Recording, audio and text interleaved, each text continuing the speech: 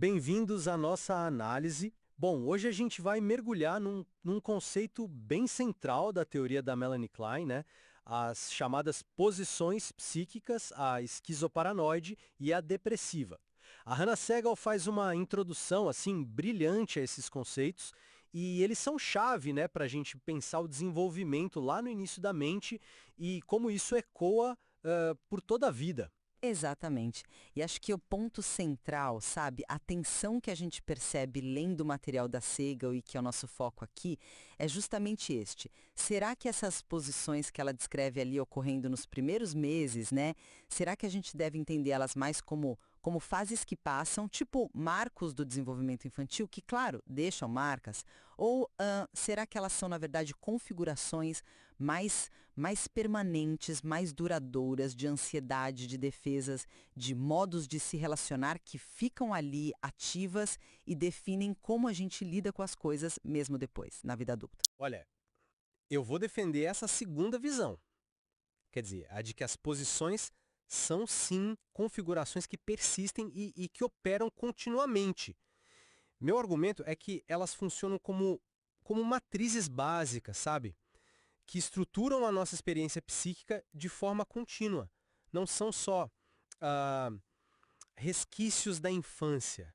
A força do conceito, para mim, está justamente aí, nessa persistência. Já eu. Bom, eu vou apresentar uma visão um pouquinho diferente. Eu reconheço, claro, o quanto essas experiências lá do início são fundadoras, a influência delas é inegável, mas eu vou argumentar que elas são mais definidoras enquanto fases do desenvolvimento inicial. Para pessoas que conseguem um bom nível de integração psíquica, a manifestação delas na vida adulta existe, sim, ela persiste, mas é de uma forma modificada, sabe? Menos intensa e muitas vezes ela está mediada por defesas mais maduras, as chamadas neuróticas, e não tão diretamente por aqueles mecanismos psicóticos lá do começo. Para mim, sabe, a chave está na própria palavra que a Klein escolheu. Como a Segal lembra, né, ela escolheu posição e não fase ou estágio. E essa escolha ela não é à toa. A Segal é muito clara. E eu estou lembrando aqui da essência do que ela diz lá na página 11, que o termo escolhido implica em uma configuração específica de relações de objeto, ansiedades e defesas, que persistem durante toda a vida.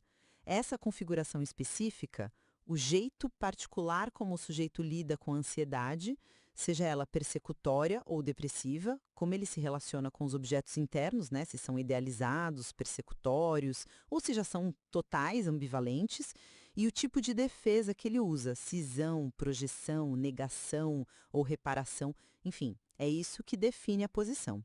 E essa configuração, na leitura da Segal, ela persiste. A elaboração da posição depressiva, que é um passo enorme no desenvolvimento, ela nunca elimina completamente a chance de voltar para a posição esquizoparanoide. Existe, como a Segal descreve, uma oscilação que é inerente entre as duas. Muitas vezes, a própria regressão para modos de funcionar mais esquizoparanoide serve como defesa É. contra a dor, contra a culpa da posição depressiva, inclusive problemas que vêm depois, tipo a forma de lidar com Édipo ou até as defesas neuróticas da vida adulta. Tudo isso pode ser entendido como algo que acontece dentro de um padrão que é mais esquizoparanoide ou mais depressivo. A implicação disso é gigante. Qualquer situação da vida, sabe? Desde um evento enorme até uma frustraçãozinha do dia a dia pode ser vivida a partir de uma dessas duas matrizes fundamentais. É essa persistência que, para mim, explica a complexidade e, às vezes, a irracionalidade das nossas respostas como adultos. Olha, eu entendo perfeitamente a força dessa ideia de configuração persistente, e eu concordo que a escolha do termo é super importante. Mas a gente não pode simplesmente, bom, ignorar que a própria Hannah Segal, quando ela vai introduzir os conceitos, ela começa situando eles no tempo, como fases de desenvolvimento. Ela fala, né, da posição esquizoparanoide ali nos primeiros 3, 4 meses e a depressiva surgindo na segunda metade do primeiro ano, está lá na página 10. Essa localização temporal inicial, para mim, ela não é secundária, sabe? Ela indica o período em que essas ansiedades e defesas aparecem na forma mais primitiva, mais crua, mais psicótica mesmo, né? A questão central para mim não é se elementos persistem, isso aí eu concordo, é inegável, mas sim a qualidade e a predominância dessa persistência na vida adulta de alguém que está relativamente bem integrado. A própria Siegel, lá na página 11 mesmo, ela descreve um processo de desenvolvimento. Ela diz que, com o amadurecimento, as ansiedades depressivas se modificam, tornando-se gradualmente menos intensas, e ela acrescenta que quando o ego fica mais forte, mais seguro na realidade, os mecanismos neuróticos assumem gradualmente o lugar dos psicóticos. Isso, para mim, atua para uma transformação qualitativa, não só uma oscilação sem fim entre dois polos que não mudam. A elaboração da posição depressiva, que segundo a Segal forma a base da estrutura da personalidade, mesmo que nunca seja total, né? Ela implica uma mudança. A tendência do desenvolvimento saudável, como ela descreve em outras partes, quando fala da elaboração dessa posição, tipo lá pelas páginas 86 e 87, seria justamente essa modificação das ansiedades primitivas, a diminuição da intensidade delas e a substituição das defesas mais arcaicas por mecanismos mais maduros, como a reparação, a sublimação, a criatividade. A influência original está lá, claro, mas ela é processada, mediada, transformada pela própria estrutura do ego que se desenvolveu. Sim, a sua ênfase na modificação e na descrição temporal faz sentido, mas eu acho que ela talvez minimize um pouco a radicalidade do que a Klein propôs, e que a Segal capturou tão bem. Da página 11, isso não me parece uma nota de rodapé, sabe? É o centro da questão. Não é só um eco distante da infância. É uma matriz que continua, ativa, moldando a percepção, a resposta. A descrição temporal que a Segal faz lá no comecinho, página 10, situa quando essas posições emergem de forma mais ah, predominante, mas isso não invalida o que ela diz depois sobre a persistência da configuração em si. O que define a posição não é principalmente o tempo, mas a lógica interna dela. A relação com objetos parciais, a cisão na esquizoparanoide, a relação com o objeto total, ambivalência, a culpa na depressiva. E essa lógica, essa forma de organizar a experiência, ela continua disponível, digamos assim. Concordo que a lógica interna de cada posição é crucial, mas a descrição temporal do início, ela não pode ser vista só como uma contextualização histórica. Ela estabelece o momento em que essas ansiedades, o medo de ser aniquilado, o medo de perder o objeto amado, e as defesas, cisão, projeção, introjeção, reparação, surgem na forma mais elementar e, vamos dizer, psicótica, né? Dada a fragilidade do ego do bebê. O fato da Segal começar por aí, página 10, sinaliza a importância desse marco no desenvolvimento. A persistência existe, eu repito, mas a pergunta-chave ela persiste como uma configuração psicótica ali, indiferenciada, que domina a experiência adulta na maior parte do tempo? Ou será que os elementos dessa configuração são integrados, são modificados e operam de um jeito qualitativamente diferente num adulto razoavelmente saudável? A própria passagem para mecanismos neuróticos, que a Segal descreve como um avanço, né, página 11, sugere uma mudança de qualidade. Se fosse só uma oscilação permanente e inevitável entre configurações psicóticas primárias, onde caberia o desenvolvimento?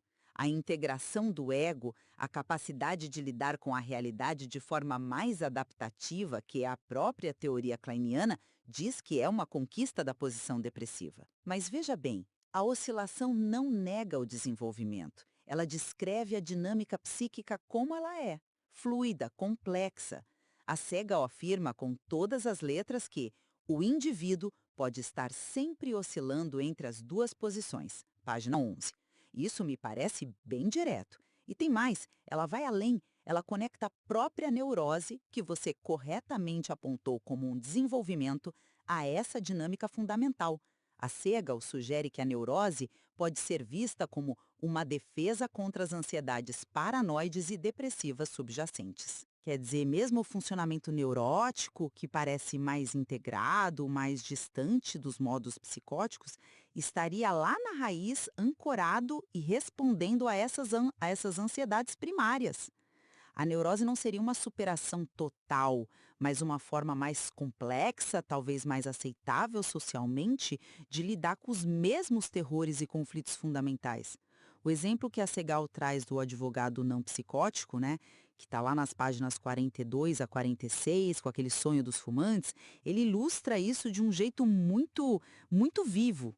Ele, um profissional superfuncional, demonstra claramente no sonho o uso de mecanismos esquizoides primitivos, a cisão, a projeção de partes más dele mesmo, como um jeito de se defender da culpa e da ansiedade ligadas à posição depressiva.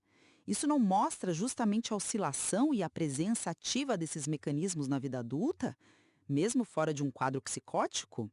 A neurose, nessa ótica, ela não apaga as posições, ela opera sobre o terreno delas. Sim, esse exemplo do advogado é realmente muito bom para mostrar como mecanismos primitivos podem surgir. Mas ele demonstra, na minha visão, a reativação desses mecanismos sob condições bem específicas, né? De conflito interno, de estresse, talvez até pela própria análise. Ele não prova necessariamente que essa oscilação para modos assim, francamente esquizoides, seja a norma constante e predominante em todas as áreas da vida de um adulto funcional. Será que esse advogado, sei lá, ao fazer as tarefas rotineiras do trabalho ou em interações sociais mais tranquilas, ele estaria operando o tempo todo com cisão e projeção fragmentada? Ou será que esses mecanismos emergem quando conflitos mais profundos ligados à culpa, à ambivalência, temas bem depressivos são tocados? A Segal também dedica muitas páginas para descrever a importância da integração que se alcança na posição depressiva. Mesmo que nunca seja completa, essa integração forma a base da estrutura da personalidade página 11. Ela descreve um processo onde, através da elaboração da posição depressiva, ou seja, da capacidade crescente de tolerar a ambivalência, a culpa, o luto, a ansiedade diminui. E o que é crucial, mecanismos mais construtivos como reparação, sublimação e criatividade tendem a substituir os mecanismos de defesa, tanto psicóticos quanto neuróticos. Isso está na página 11 e ela desenvolve mais, né? Nas páginas 86 e 87. Isso me soa como uma trajetória de desenvolvimento, uma tendência para modificar e diminuir a intensidade dessas ansiedades primárias, e não uma flutuação incessante e indiferenciada como o modo principal de funcionar. A integração, mesmo parcial, cria uma base mais estável, ainda que a possibilidade de regredir diante de dificuldades sempre exista, claro. Aí que tá. Para mim, um ponto central do seu argumento que me parece questionável. A ideia que a Segal reforça lá na página 11, de que qualquer situação pode ser enfrentada a partir de uma ou outra posição. Isso não devia ser subestimado. As posições não descrevem só respostas a grandes traumas ou crises existenciais. Elas representam modos fundamentais de organizar a própria experiência psíquica, o jeito como a gente se relaciona com nossos objetos internos e externos, se a gente vê eles como totalmente bons ou maus, ou como figuras complexas, ambivalentes e, principalmente, como a gente se defende das ansiedades que são inerentes à própria condição humana, né? O conflito vida e morte, a dor da separação, a inveja, a culpa, a ambivalência em relação a quem a gente ama, são conceitos que a Segal explora ao longo do livro, né? Página 36, 81, 82. Uma perda importante, claro, mas também, sei lá, uma crítica no trabalho, uma interação social que deixa a gente meio assim ambíguo, ler uma notícia perturbadora, até mesmo um sucesso que dispara a culpa. A forma como a gente processa isso internamente, como interpreta e como reage emocionalmente pode ser mapeada de volta a essas estruturas fundamentais. A ansiedade persecutória, o medo de ser atacado, destruído, ou a ansiedade depressiva, o medo de ter destruído quem a gente ama, e a culpa que vem disso, com suas defesas específicas, elas estão sempre potencialmente presentes, funcionando como lentes através das quais a gente vê e responde ao mundo. Não são só momentos de crise aguda, são os modos primários e persistentes de funcionamento psíquico que dão cor a toda a nossa experiência. Olha, eu não discordo que essas matrizes sejam fundamentais e que possam ser ativadas em várias circunstâncias. A minha questão é sobre a intensidade, a forma e a predominância dessa ativação no dia a dia de um adulto que alcançou um certo nível de integração. Eu questiono se em situações banais, sabe, de baixo estresse, para uma pessoa razoavelmente bem ajustada, se essas posições primitivas são ativadas da mesma forma ou com a mesma intensidade que foram vividas lá nos primeiros meses de vida, ou que são reativadas em momentos de crise profunda, como um luto devastador, uma ameaça real. Reconheço totalmente a possibilidade de reativação em momentos de grande abalo emocional, onde a gente pode ver regressões claras para modos de funcionar bem mais primitivos.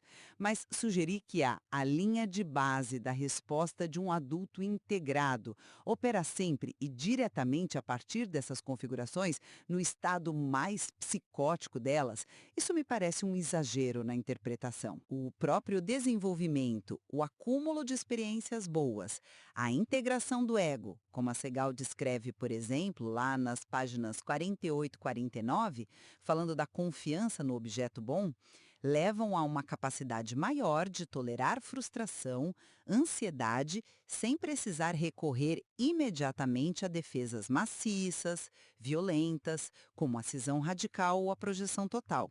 O teste de realidade interno e externo fica mais eficaz.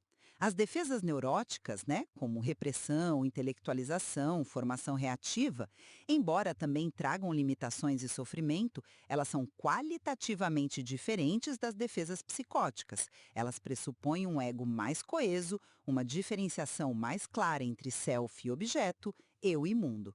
Então, a ativação pode ser universal no sentido de potencialidade, mas eu não acredito que seja uma ativação indiferenciada ou com intensidade psicótica constante no funcionamento cotidiano maduro. Então, resumindo a minha perspectiva, a genialidade e a relevância que não passa do conceito de posição da Klein, como a Segal nos mostra, está exatamente na capacidade dele de descrever configurações psicológicas fundamentais, uma trama específica ali de ansiedades, defesas e relações de objeto.